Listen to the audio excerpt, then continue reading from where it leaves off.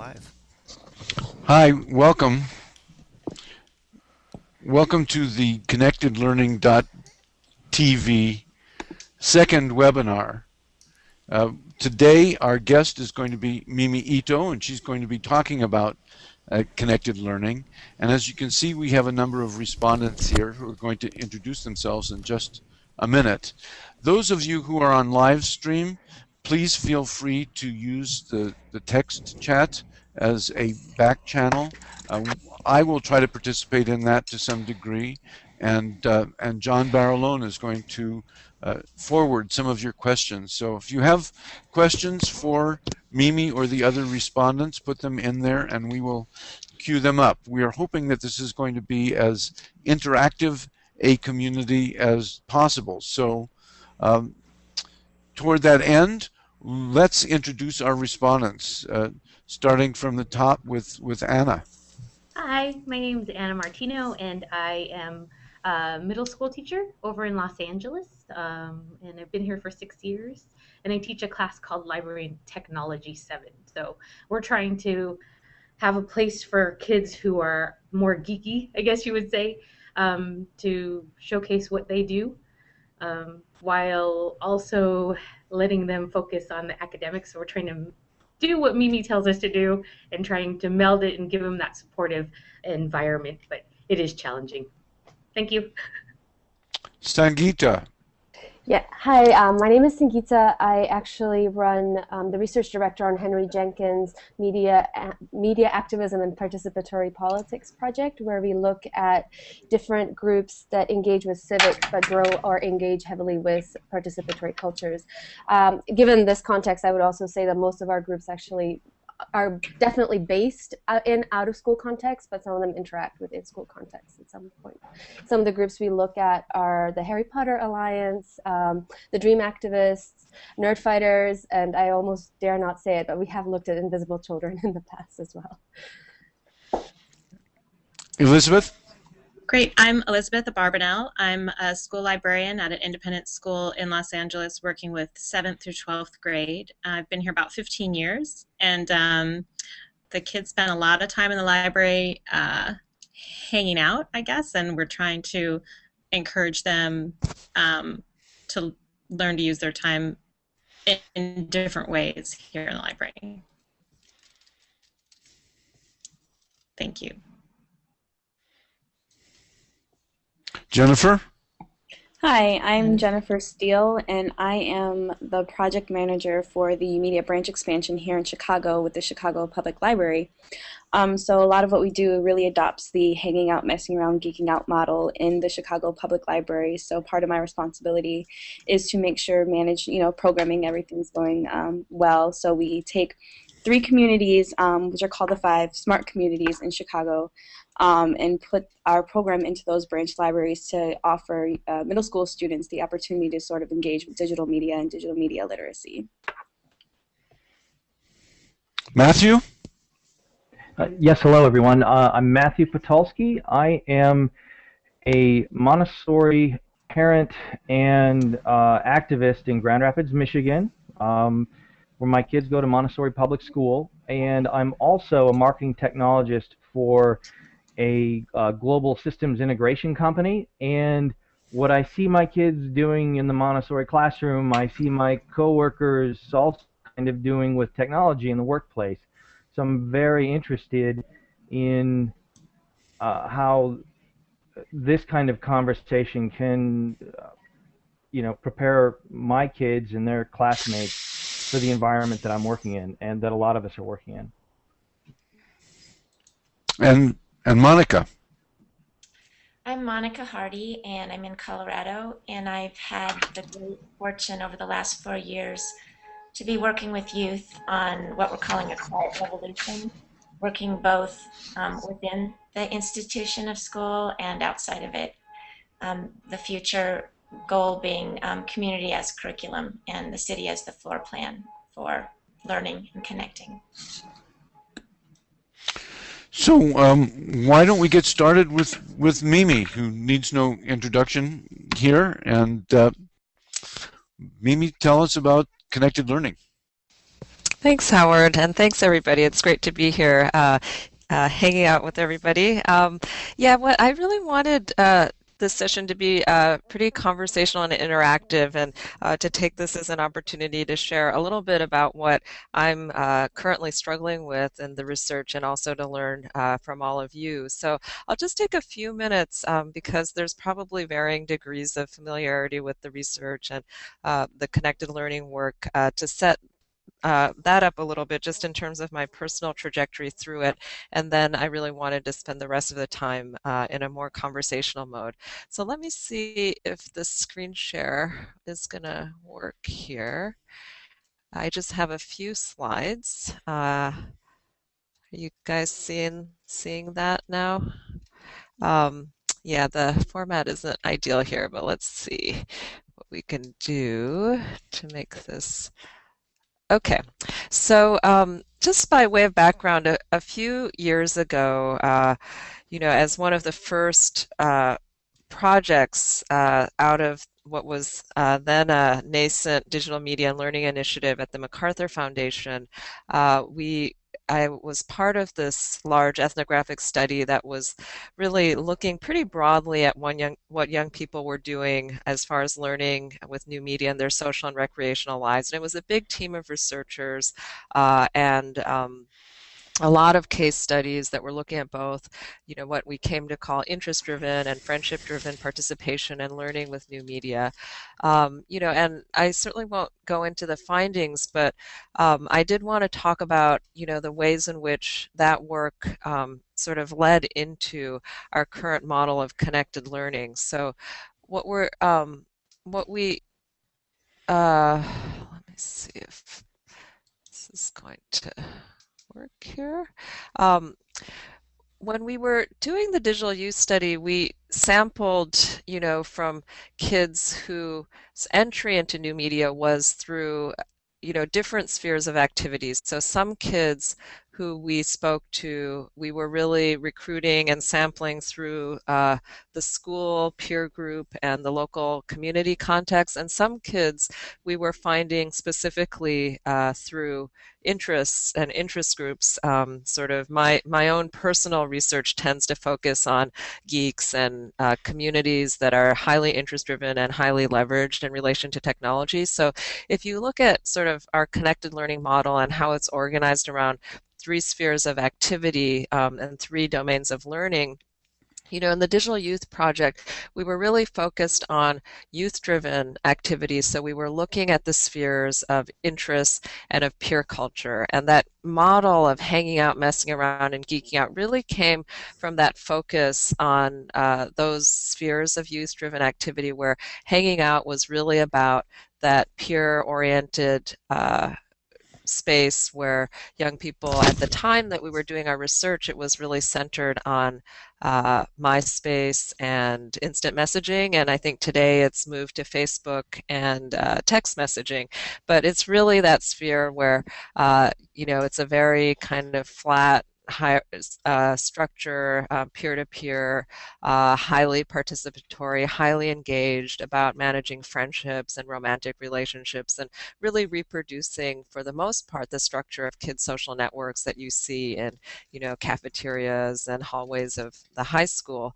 And then the geeked out kids in that interest-driven space, they were engaging in a different sort of social network that, especially for the kids who were engaged in really technology-centered practices, they often had a very different set of online platforms, a different kind of social network that was focused on interests, where they still had friends who were, in their fandom or, gaming together. But it was in these activities, the interest came first and the friendships followed rather than the other way around. And so we saw messing around as kind of that interface between the peer culture and interests, where because, for example, with MySpace, young people were engaging in a lot of technology-centered practices as part of their hanging out, that often became a jumping off point where they would start messing around with modifying web pages or doing digital media production. And some kids went from that messing around to that more geeked out behavior that we saw in those more interest-driven groups. And so that model that, has come to be called the Homago model of hanging out, messing around, geeking out, was really like if you look at our current infographic around connected learning, was in that peer culture and those interest-driven spheres. Now, when that work was really wrapped up about 3 years ago, and since then, we've been developing, this a lot more collaboration, with partners in schools and libraries and museums and other kinds of youth-serving programs, and looking at case studies that aren't just about the interest in peer culture space, but are really about, okay, we know that these things engage young people, whether it's social activity or interest-driven activity. How do we connect those engagements to sites of opportunity, of civic and political engagement, of doing well in school, connecting to career and economically relevant pursuits? Because the other major finding of our work was that there was a big intergenerational disconnect where young people really saw really high value in their online participation, whether it was friendship driven or interest driven, but very few adults saw the value of it. And so there wasn't a lot of connection building, even though we saw a ton of learning happening in these more informal learning environments. And so really over the past few years, both on the research side and because we've had the good fortune of having really a great set of partnerships that cut across research and practice, we've been grappling with this question of how do we connect kids' interests and their social engagements to the kinds of engagements that will open up opportunity in their adult-driven lives. Because what we found in the digital youth study was that it was really only a small minority of kids who were first, really taking to online environments to further learning that was knowledge driven and expertise driven, and even a smaller number of kids who, even though they were doing amazing sort of geeked out learning, were able to connect that to their academic success, to make it visible in school, to link it to career relevant contexts. And so, the kind of moral of the story was not that the online world was delivering to us, this incredible generation of digitally activated kids, but that there was tremendous diversity, and that in fact it was a story of missed opportunity, where we saw the proof of concept that kids could do amazing things if they took advantage of online networks and knowledge and the ability to publicize and access experts, but that most kids weren't being guided in that direction, and very few adults were participating in that world in a way that was helping scaffold more supports. And so that was really the problem statement, or the puzzle that we were left with at the end of the digital youth study, and that our current work in the Connected Learning Research Network, which is a new phase of research, really centers on that question of what are the sort of supports and barriers, the supports that could bring more kids into connected learning environments, which we are hypothesizing is really about building more adult and institutional supports to meet kids where they are, where they're engaged, and bring it into sites of achievement and opportunity. And then what are the barriers? I mean, whether it's economic barriers, whether it's, psychological issues around things like motivation, whether there's cultural barriers that are creating boundaries between academic cultures and interest cultures and kids' peer cultures, and really understanding the nature of those barriers and the kinds of supports that we might be able to design and provide in order to bridge those barriers, given that the new technology makes so much of this much more accessible to more kids. We're really kind of at a critical time, I think, in trying to realize that, potential for more democratization of access to connected learning, at the same time that there's huge risks that these kinds of technologies and environments, because they're being privatized and they're, really require strong supports at home and activated parents and mentors, that there's going to be an even bigger gap between the kids who are reliant on public educational infrastructures for access to opportunity, and those kids that have, very rich supports in their home environments.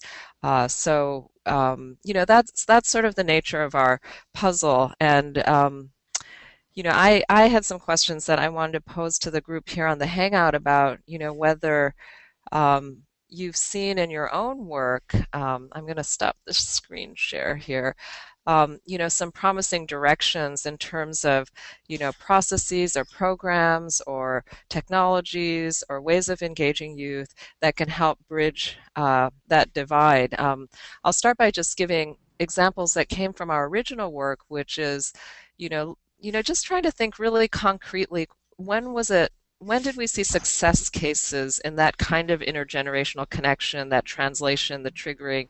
I had an example of, for example, a young video maker who was really interested in anime music videos, and he really developed his expertise in the context of a online community, animemusicvideos.org, that supported his learning, even though he didn't have anybody at his school who could teach him how to do this. Uh, and what was interesting though about his case is that he had teachers at school who were really open-minded about it. So they invited him to not only do a video project for his final art project, but they also invited him to start teaching video editing to other students at the school.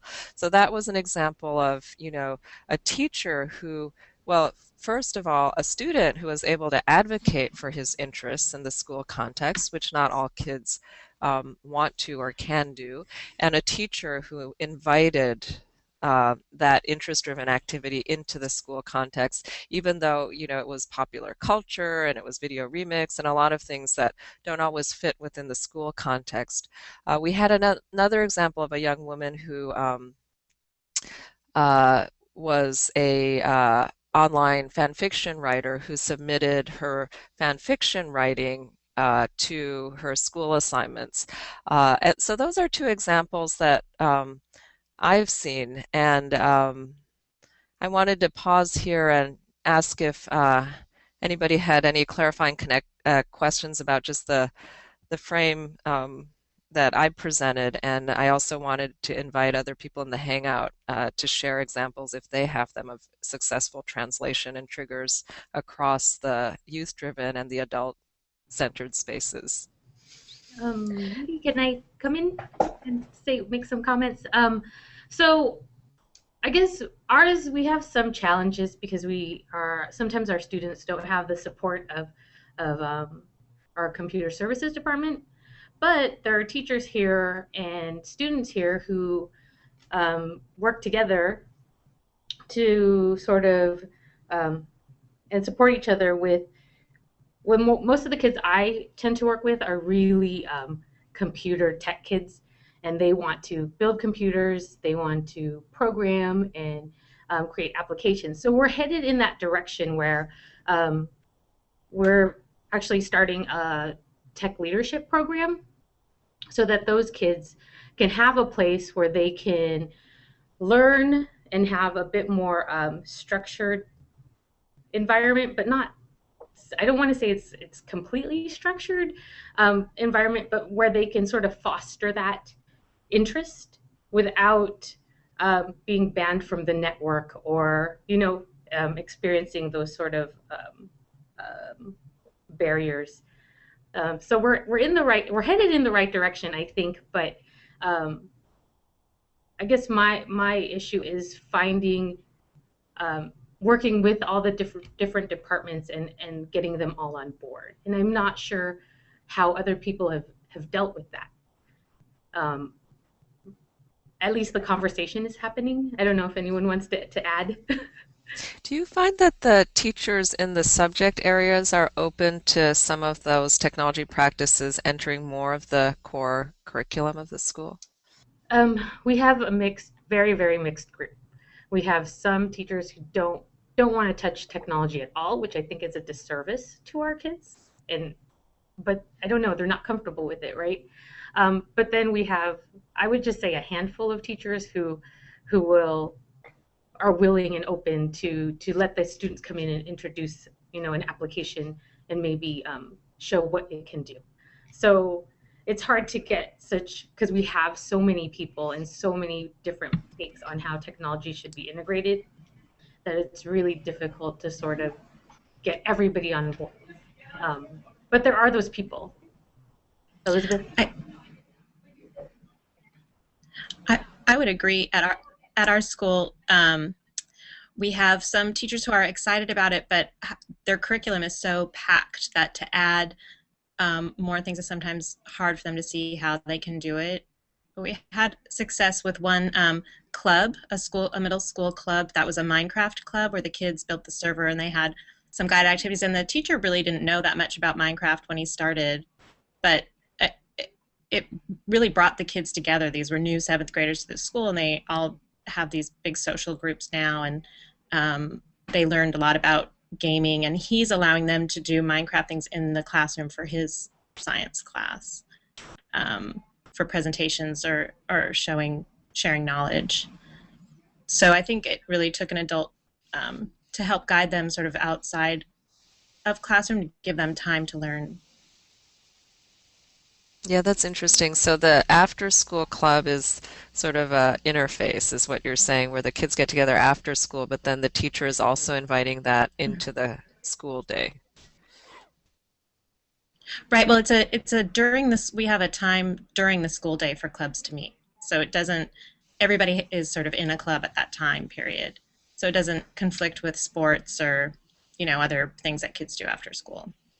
Right, right. Interesting. Yeah, it does seem like Minecraft is one game that's, been good at crossing those boundaries. I remember when I was doing research on, that first generation of edutainment software, there's always a handful of, um, you know, usually in this kind of construction genre, like that of games that kind of bridge that divide. I think at the time, like Civilization and SimCity were the two games that were getting a little bit of traction in school.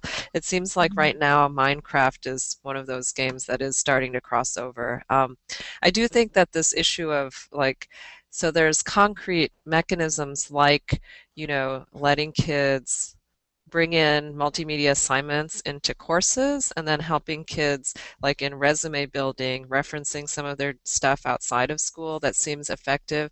I do think that from the content side, there's sort of this issue of certain genres of media that are actually able to bridge those divides and create intergenerational connection. And I've been looking at Minecraft as kind of an interesting example of that. Sangeeta, I didn't know if you wanted to speak to that a bit because of, all the work with Harry Potter, for example, which is another interesting example of a content world being a translation point or a hybrid point. So maybe I actually had a comment on the three, I think Howard called it a brain, but the sort of what you're calling the academic space, because we, in our, because most of our cases that we look at are at least partially based out of school contexts. So we have been thinking more about that academic space as maybe institutional contexts. And one of the challenges that the groups that we look at have had, and they've been successful to varying degrees, is actually validating what they do as important. And I feel like the HPA, which is based in the content world, I don't know if people don't know. I'll do my 2-sentence introduction to the HPA, but I think it probably needs no more introduction. Just had an article in the New York Times about it, so I feel like it's really arrived now or something. But the Harry Potter Alliance is a group. It's a 501c3 nonprofit, which takes the fight against good and evil in the Harry Potter books to the real world, and fans of Harry Potter actually then find issues in the real world to take on. So they can be charity, they can be activism, and they have a fairly sustained activity over the past few years. They even managed to send a few planes to Haiti when the earthquake happened. But we've actually found in looking at the members is that we definitely see a lot of learning happening. One of the challenges that we've seen in terms of people being able to list the Harry Potter Alliance, let's say, on their resume, and in terms of an accomplishment that they've had, is that they need help in translating what they've learned into language that would be acceptable in the civic sphere or in the career building sphere. And we actually have been comparing HPA to Invisible Children, where we didn't. This is pre-Coney 2012, and we were looking at the ways that Invisible Children was supporting the kind of participation of young American kids, and we found that Invisible Children was actually very effective in teaching the vocabulary for CV building, for example, that the kids knew that they had to put public speaking skills as opposed to able to get up in front of a lot of people and say something meaningful. So that's something that we've really seen. But in general, I would say across all the cases, and they have been really effective in providing flexible scaffolding structures for helping kids take that peer learning space and that interest-driven space into more structured, we're looking at civic engagement, so more structured civic engagement and learning, civic engagement learning opportunities. I want to drop in a question here from the people in the live stream, although this is really interesting and I want to hear from the other respondents. Is it still difficult to bring this connected learning into the school setting, and does it include English language learners? Anybody?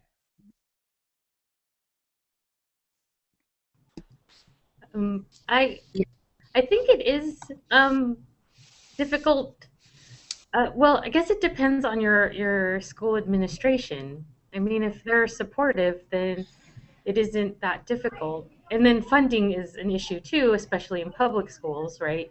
And so it really, really depends on what kind of school you're at. I mean, I work at an independent school, and we don't have as many funding restrictions, but our kids are really busy, right? I mean, as all kids are usually now, and and we have our admin is supportive, but you know, there's other departments that are not supportive. So in terms of including English language learners, actually, I think if a school did have a more connected learning sort of environment in place, it would actually probably work more to benefit those learners.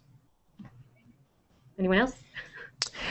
Monica, I was wondering if you wanted to jump in because you have such a, you know, again, speaking of unique schools and I think models. it does. Go ahead.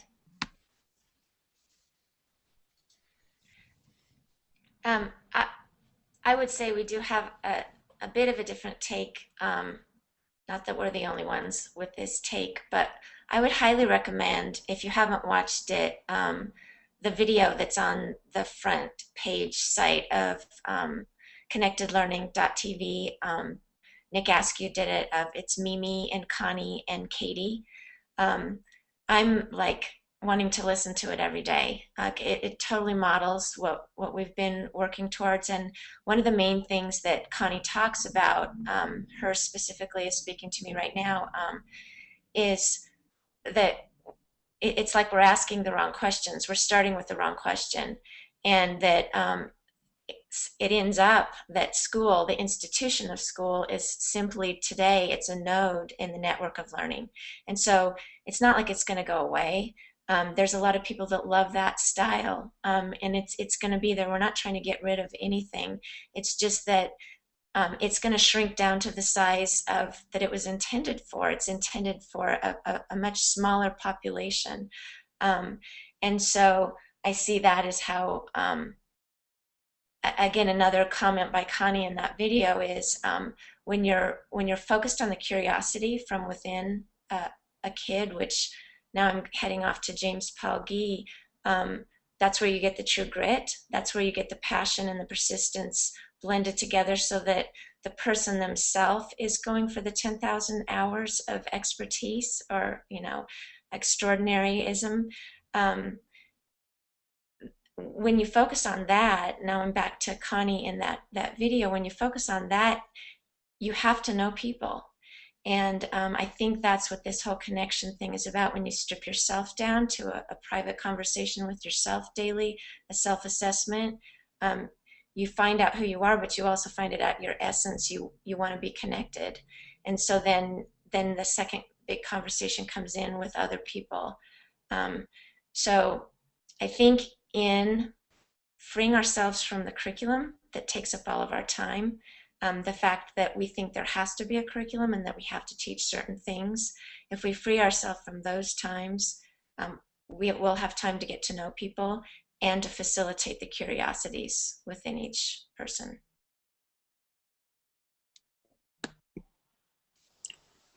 I can speak to sort of a different side. I know that just working with Digital Youth Network, we did a lot of in-school programming, and I think I agree. I think it was Anna that it really depends on your administration and how willing they are to incorporate media and technology and this sort of connected learning into their classroom.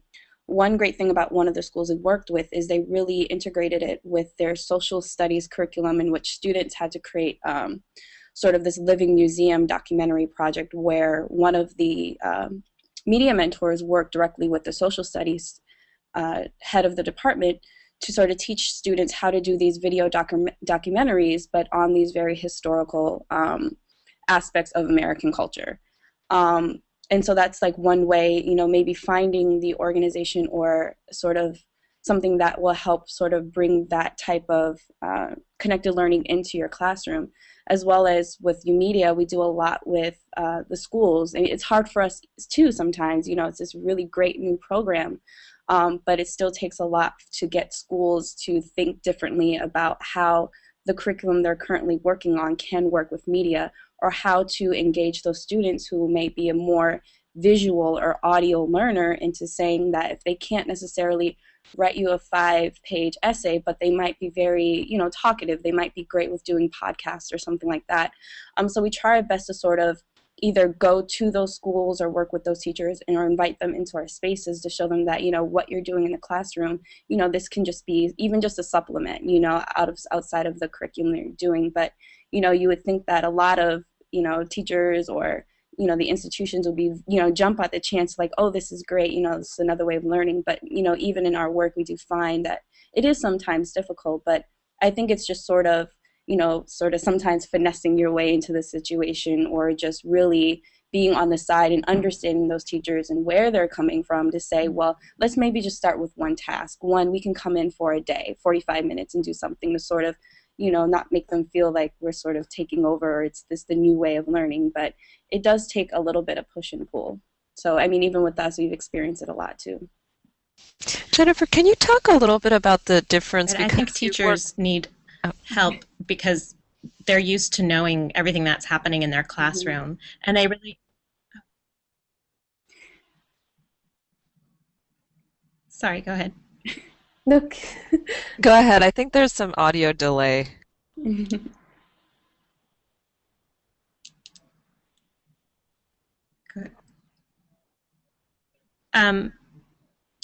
To me, to Elizabeth. Okay, I'll continue then. I think teachers are used to knowing everything that's being the expert in their classroom, and I think they need help when they have something new in the classroom. We're doing the whole process of it, including the assessment at the end. Like, I think that's hard for them when they have a new project and they don't know how to assess if it was a good podcast, or assess, you know, the whole process and the product. And so I think that's part of it, is really helping getting into the classroom and helping along the whole way. If I may, can I jump in? Go ahead.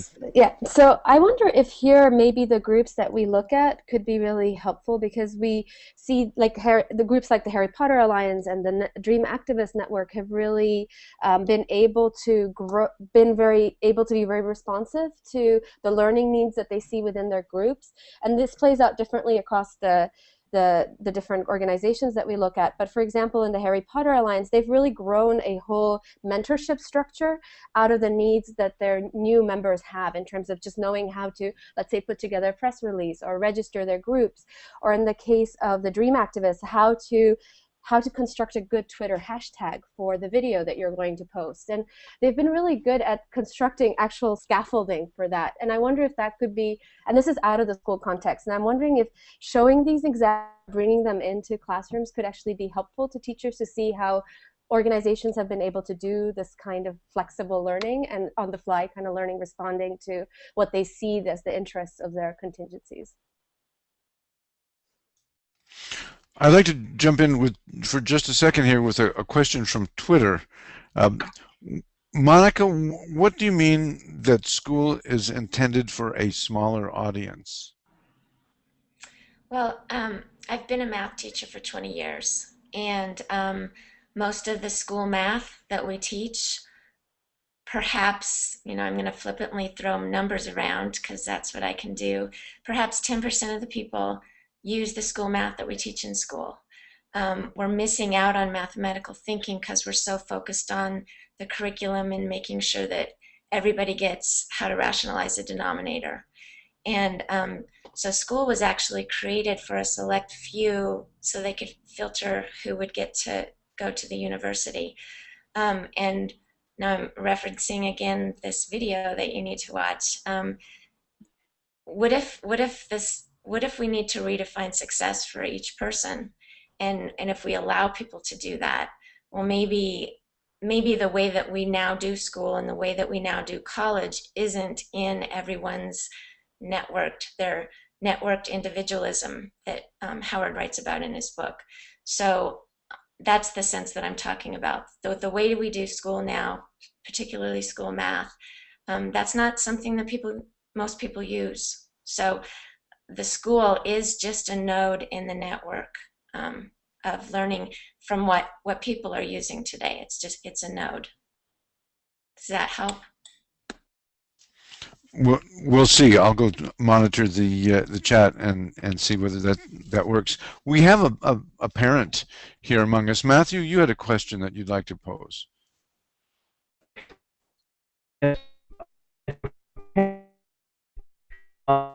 The dilemma, I see my kids in school.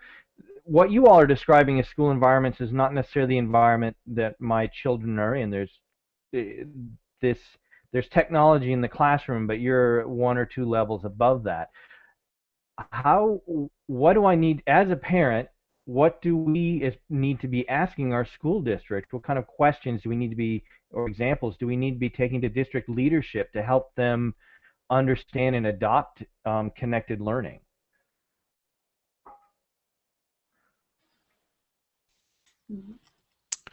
Anybody want to address that? I think that's a great question. It's not one that I necessarily have great answers for, but there's certainly sort of a level at which school policies around technology are impacting teachers' ability to even start to reach out to online networks and resources for learning. And I think that's where the independent schools may have more leeway. Schools that get federal funding have certain restrictions on things that they need to block. And there are a lot of issues at the school district level around technology policy that can really hamper kids and teachers' ability to get online to certain kinds of sites. That's definitely sort of a practical concern. I do think that parents, I mean, and here I'll just put my parent hat on, but parents have such a role to play in that kind of mediating activity. So it's not necessarily, I mean, I think there's definitely things you can bring to your school and suggest to your school. But there's also things that as a parent, I find myself doing a lot, which is, you know, I'm the one who knows my kids and following their interests, and then I try to build those connections for my kids in order to make it relevant for their schoolwork or to their resume building, the CV building kind of thing that Sangeeta was talking about. And I think that's the role that a lot of kind of engaged parents have taken for a long time. Now, the question of then whether you can translate that into the school context, I think is probably really specific to your school and the openness they have. But I think things like student clubs are a good interface zone.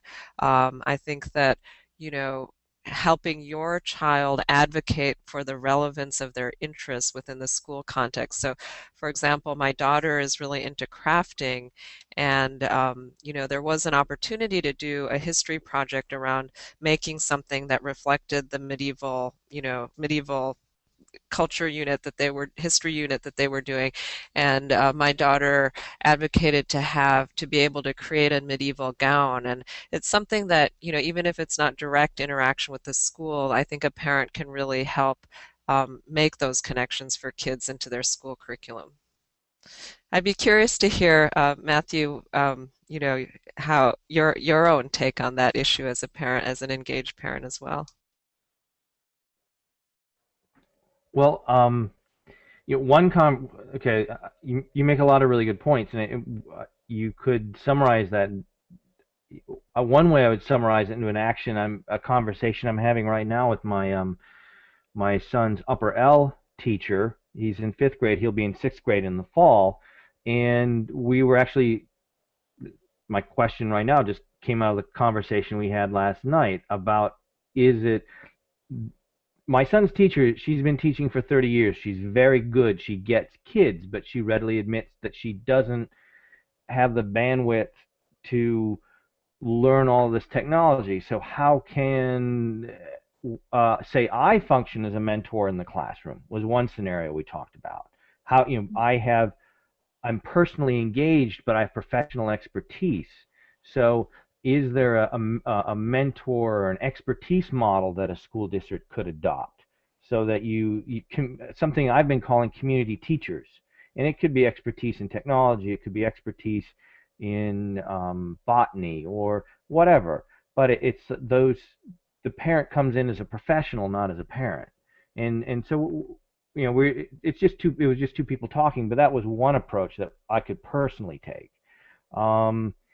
Another part of it is, another opportunity is just my PTA recently raised funds and is setting aside funds for teachers to write a grant proposal specifically for technology. How would you use an iPad in the classroom, or how would you use, if you had a dozen Nooks, how would you use those in the classroom, and have them write a grant.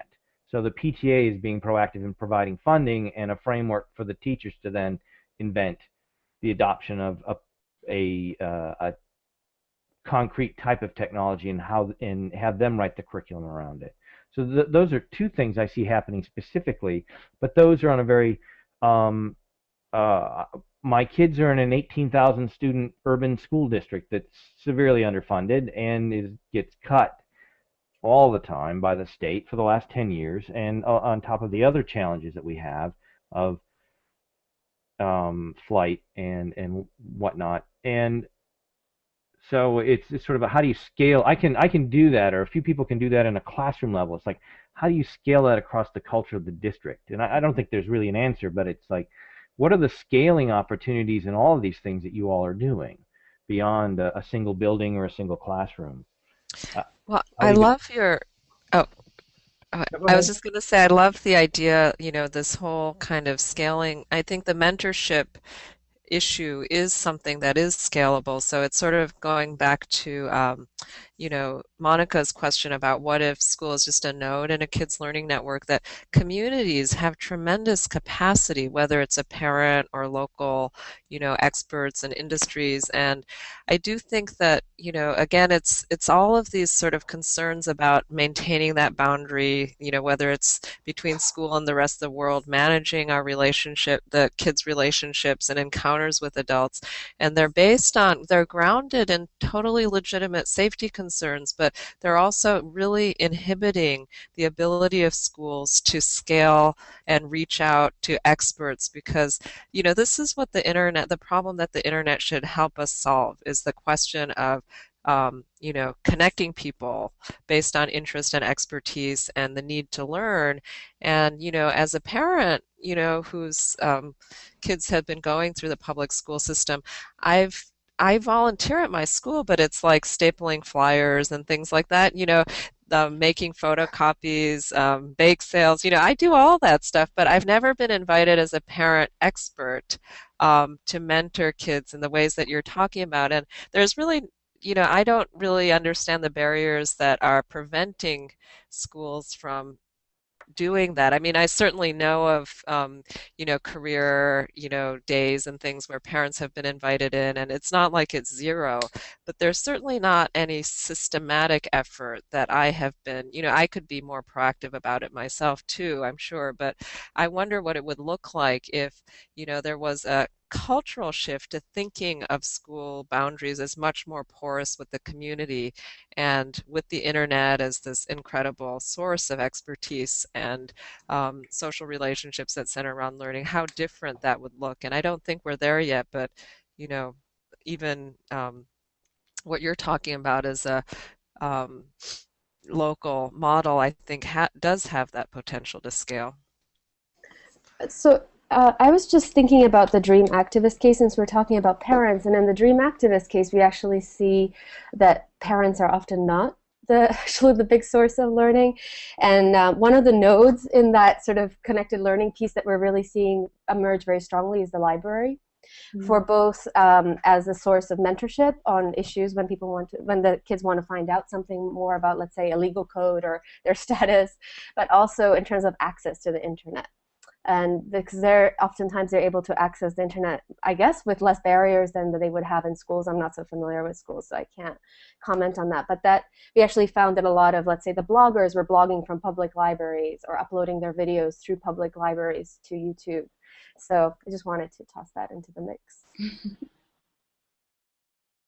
Jennifer, I was wondering if you wanted to speak to the difference because you've worked with both schools and libraries with the DYN work and what's unique about those environments. Um, it's very interesting, and it's something that we continue to explore is the difference from going from, working, as a mentor in the in-school setting and then working in an after-school or a setting such as UMedia, which is actually an informal, library program.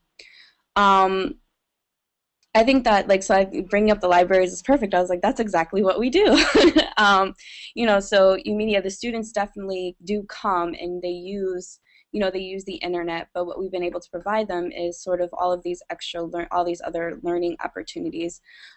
So now we have not only just the equipment or their own dedicated space, because as we see, like teenagers really need sort of their own space or their room to explore and do the things that they want to do.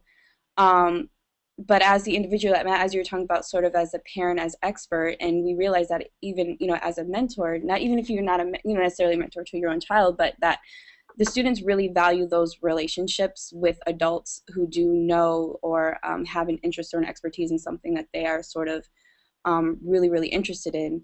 And some of the similarities that we can still have those sort of relationships and sort of help students sort of gauge who they are, what they're into, what they're interested in the in-school setting, but it is a lot more formal and structured, with the in-school setting. But still, it's the value on the relationship and the learning. And we've had the opportunity also, because we do also have sort of an online social network for our students, that we can engage with them across date and time. So even if our lessons end in an hour in school, we can still go online and connect with our students online. So on the weekends or at night or in the evenings, that they're still active in this learning.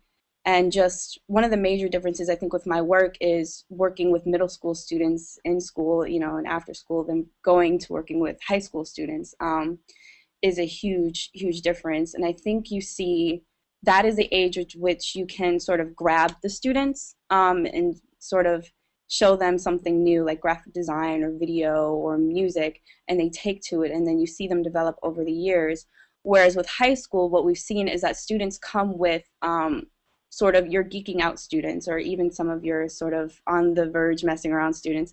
They come in with that interest already. So we'll have students that will already come in saying, I do video, I do music, I do graphic design, and they want to sort of build that relationship to not only learn how to get better at that skill, but how to make that connected learning is, what can I do with this? We have a lot of students are very much, what can I do with this outside of here? Like, how can I get myself out there? We have a lot of students who already will spend 8 hours from the time we open to the time we close, in the music studio or working on a graphic design.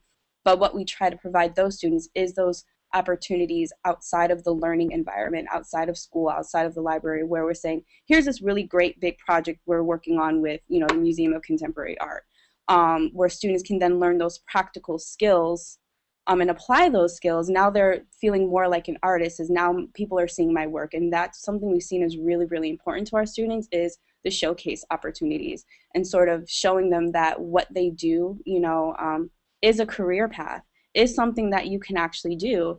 And being able to speak with someone who's actually followed that trajectory, I think, is important to sort of show. So I think that's sort of the difference when working with high school and middle school students, where they're just getting that initial, I'm just learning how to do graphic design, I'm learning how to do video, this is really cool, I didn't even know I was interested in this. And they spend all that time building those skills, whereas then further down the line, they have now sort of honed these skills, whether through mentorship or just on their own, because as we've seen Geeking Out kids, Mimi always says kids are going to geek out, whether there's anyone there to show them or not, they're going to follow their interests. But then we can sort of show them that this is a legitimate career path. This is something that you can use, practically, and not even just when you go to college or after college, but as a high school student, you can be doing graphic design projects now. You can be doing video projects now. So that's just some of the sort of difference I think for us is biggest with the age, is where students are at their age is sort of like what they can sort of do, what their interest is. So yeah.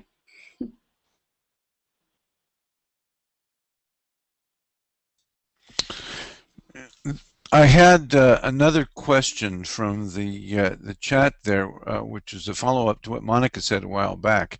If school is just a node in the network of learning, how do schools learn from the other parts of the network?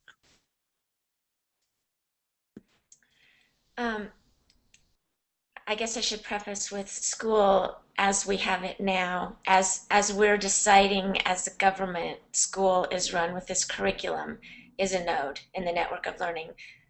The vision we see is school is the whole city. The resources are just available to everyone. So the second part of the question again, Howard, what did you say?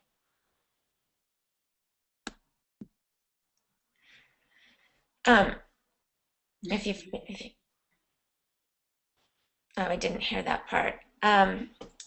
So to me, it's what we can do as that node now. If we're playing the game of school and we're doing the curriculum like we're supposed to be doing, we can be listening to our kids.